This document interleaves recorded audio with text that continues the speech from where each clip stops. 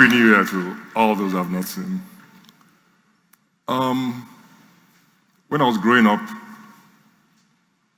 there was a lovely song that was a go-to song, you know, when you are troubled, when I'm troubled. It was a very lovely song, and it was very soothing, very reassuring. But years down the line, during the famous Lawrence Anini's saga, a policeman who was sentenced to death for his complicity in Anini's daredevil exploits sang this song at the stake. And after that, everybody abandoned the song. They just refused to sing this song. In an age, and when I think back, I think about what this song did for me in my life, and I wonder to myself, so, because an armed robber sang it at the stake, we now shun it, so nobody's going to share this song, nobody's going to sing this song anymore? I don't think it's fair.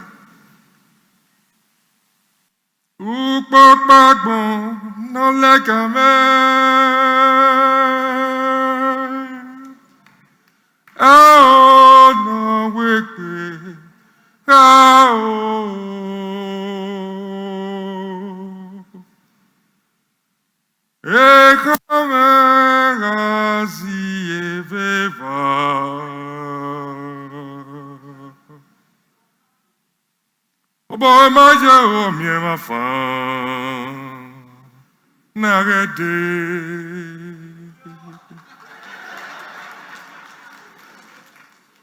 And so you see, beautiful words, very reassuring, but because of something that happened in society, which has no business with the beauty of the song, we all abandon the song. So this is what we should do in every facet of our lives and our experiences, to look at the things which we ignore, the things which we abandon, and to see if it's relevant, if it's something that can take us to the next level. Because today we are looking at African futurism, and I've chosen to speak about African futurism under the heading, The Beauty of the Peoples. The Beauty of the Peoples. Now, the Almighty Father created everything and put us in different places. And we all developed and evolved our different cultures and traditions and taboos and rules by which we lived in our society. In the ancient Benin Kingdom, civilization had existed for over 2,000 years. Some say over 6,000 years. I'll be left to the anthropologists and the historians and the archaeologists to keep on searching, and hopefully we will get a more accurate measurement. But if you have put together a civilization and it had existed for 2,000 years, you must have been doing something right. This civilization was based on technology. How many of us know that the second Ogiso A in the Ogiso period, was the one who invented the Ada? The Ada was made of metal. So if the Obaship period, we now have the 40th Oba, spanning how many centuries? Think about how many centuries ago that metal was smelted to invent the Ada. So technology always played a role in our development. If you look at our architecture, if you look at our city, according to reports of ancient travelers of Portuguese and Spanish origin, coming from the 12th century, they said that our cities in Benin was so well laid out. It was better than the cities in Europe. It was bigger. The streets were wider. How many of you know that Lakpakwaba Street has always been like that from the 12th century, that wide. And Akpakpava is a corruption of the word, of the expression, Papaval, because a pope came to visit Benin in the 15th century. And in honor, a church was built on Akpakpava Street, present-day Akpakpava Street. And that street was now renamed Papaval, like the road, the Papa's Road, the papacy. And over time, with our own accent and with our own culture and everything, we corrupted it and it became Akpakpava.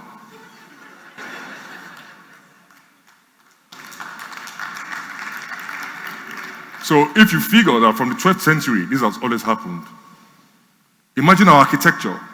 Our architecture was so superior to what we have today. We did not require electricity. We did not require air conditioning. We did not require refrigerators. We did not require a lot of things. But today, we build with concrete. First of all, we have to get the cement. So we have to build the factory. We have to quarry. We have to do limestone, import all the equipment, put it all together, produce the cement, produce the blocks, get the iron rods, import it, do this, import it, tiles, import it, furniture, import it, curtains, import it, tablecloth, import it, television, import it, everything, import it. But I can assure you that development, advancement can only be based on developing or advancing what has existed, not in imitation. Not in imitation. And so today, if we look at the audience and look at this building, probably the only thing that comes from this place, in this whole place, is the wood. The wood. All of us here now, our materials are made from textile, imported. Our shoes, imported. Earrings, imported. Wristwatches, imported. Cosmetics, imported. Your caps, imported. Even the bottled water. Yes, because the bottles are imported. So at the end of the day, we have to ask ourselves questions. You can see what our ancestors did centuries ago.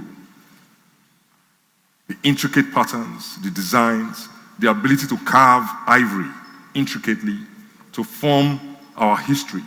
People say we don't have writing, we didn't have writing systems. They do not know. Think for a second. Look at this mask. This mask is in the Linden Museum in Stuttgart. I took this photograph myself. They took me to the vault and they brought it out and I took the photograph.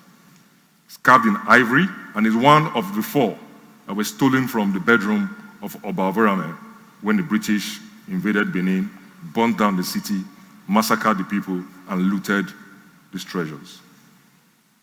Now, if you look at these works were not just art for art's sake.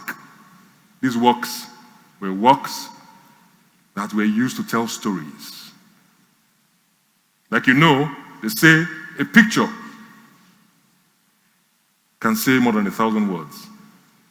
So if you extrapolate, it means a really good picture can say more than 1,000,000 words. So, they said we didn't have writing systems. But in the Benin expression, to cast bronze is known as sayama. Sayama. Ama means mark. Now sayo means to pour into a mark. So it means that the stories, our history, the exploits of the kings, of nobles, of ordinary human people, like Imaguero and Emota, all these things were poured into marks. But not sayama, so that any time future generations can look at these works and begin to recollect their history. See, they say we didn't have writing systems, but look at our plaques, the bronze plaques. Look at the ivory carvings. Look at the wood carvings. Today, if you look at your phone and your computers and your laptops, We're all going back to emojis, are we not? Imagine how your computers were before Windows, when you had to type in and type all the codes and do all the typing and everything. Today, you just press, and the drop-down window comes, press another symbol, it opens up. So we're going back to symbols, aren't we? Because these symbols can tell us. So if you see an emoji, if I send you 5 or 6 emojis without saying anything, you can actually tell what I'm saying, can't you? Without me having to write 16 pages. So you can see that our people were working from the Spirit. It was original to us. We were way ahead of the curve. Because if we do not know where we're coming from, we will not know where we are, and we will not know where we should go. African futurism is concerned with the visions of the future. And here she's interested in leveraging visions of the future concerning Africa using technology. Now, this technology does not exist today.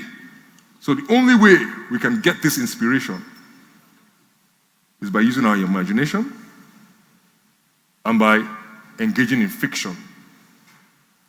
When I was younger, we used to watch Space 1999. Who ever watched Space 1999 here? So these guys will hold these handheld things. They'll be talking to each other. You'll be seeing their photographs. They'll be talking to each other. They send text and messages and everything.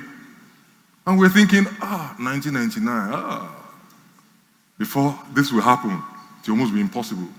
Today, everybody, vulcanizer, bricklayer, teacher, PhD students, doctor, engineer, artist, we all have smartphones. In fact, we leapfrogged the development curve, traditional development curve, which was come from agrarian, go to industrial, then you start going to services, technology, blah, blah, blah. So in telecommunications, we had only 400,000 lines. 400,000 lines Nitel had in the whole of Nigeria. 400,000 lines. And at our time, they said we were 120 million people. 120 million people to 400,000 lines. Those 400,000 lines, maybe about 180,000 were working. The rest were audio. But with the advent of the handheld, internet penetration, phone lines penetration has gone way above 100 million. 100 million. So, we can leverage technology to inform ourselves so that we are grounded in who we are. We can also leverage technology to project a future for ourselves. We need to project a future for ourselves to be able to have a dream. And so, this African futurism, whose premise is based on homegrown solutions in Africa. We're not talking about going to bring anybody from outside Africa. Africa is not a country. Africa is a continent. It's made up of different countries, of which Nigeria is one, and of which Edo State is a component of Nigeria. So the question is, how do we provide homegrown solutions driven by technology and driven by a healthy, robust imagination? Because if you can think it, you can achieve it. If it is possible to think it, it is possible to achieve it. And to achieve African futurism, the people and the country must not adopt foreign habits and customs. Once we do that, we cannot make progress. Today, just now the doctor was telling us about our diets. And how did this fad come about? When we were growing up, if you eat your akara, you drink your pap, it was okay. You eat yam, you eat ekwe, which is garden egg sauce. Push comes to shove, you can even eat owo, palm oil. But they came to us and said, no, it's not right. Cornflakes, bread and eggs, custard, put sugar, milk, blah, blah. Oh, mothers, do not breastfeed the children. No. Cow and Gate, S&M, blah, blah. They sold all these things to us. And then people started having all kinds of epidemics, illnesses. And then they came back and said, you must breastfeed exclusively. Became a campaign. They were now teaching us how to breastfeed. We who are the original breastfeeders. So this can only happen to you when you follow other people's foreign habits and customs. Take us. When we get to our hostel, the first thing we do is to fill our clay pot with water. You put some cloth under, fill it up with water, you go to class. When you come back, cold water that is not harmful to your body. It won't bite your teeth. It will not seize your innards. It will just be cool and lovely. But today, refrigerators demand electrical power. Microwave, electrical power. All sorts. And I used to go to my guardian's house. My guardian's house, and my grandfather's house, my maternal grandfather's house. They were all made of mud. And I remember when I go in there, it was always so cool. And then my maternal grandmother had this bed made from laterites. It had taken the form of her body. So whenever I go, my favorite thing to do was to lie down in that grove. It was also so comforting. It was like I was basking in the warmth of her love. Today, we just live in a very mechanical manner. The bonds which we all used to share as a community, modernity has taken it away from us. You get into a room, everybody's on their phone. So you're closer to the person who's in New York than the person who's sitting next to you on the same table. People come in. I was on the train in London. I was going somewhere. And I said, somebody sneezed. The guy sitting next to me sneezed. And I said, bless you. Oh, I should have seen the look he gave to me as if, what for? These are common courtesies that we're brought up to exchange. But today, society has taken it away from us. So, imitation is an illusion that is not uplifting. Uniformity through copying is wrong. Each person must cultivate the sense of beauty. Sorry, that was a typographical error.